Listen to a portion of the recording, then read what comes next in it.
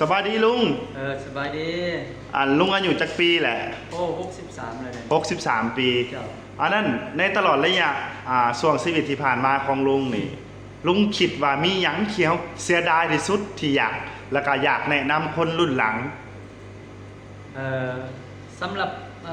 ประสบการณ์หรือว่าชีวิตตัวจริงของลุงมันก็คือว่าเสียดายในอายุที่ว่าตอนเฮายังแข็งแรงเนาะมีอายุช่วงระยะ35-40 ปีนะเฮาก็เพลิดเพลินกับการเล่นไปเนาะแล้วก็คือเฮายังบ่คิดถึงว่า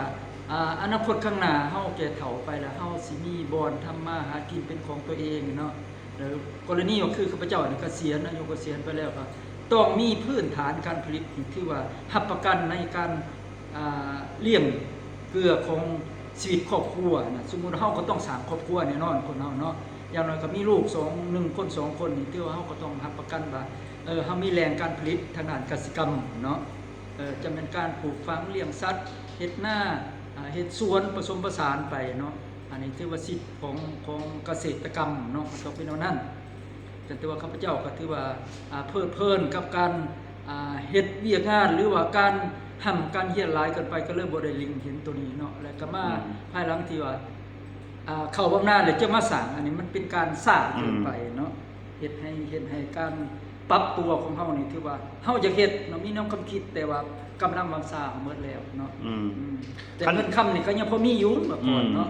แต่ว่านี่กำลังวางสร้างหมดแล้วแต่ว่าลูกเต้าเขาก็ใหญ่ไปแล้วเขาเจ้าก็สร้างครอบครัวแล้วเขาก็บ่มีโอกาสสิได้มาซอยเฮาอันนี้ต้องคิดไว้เนาะคันสิว่าก็คือการวางแผนแม่น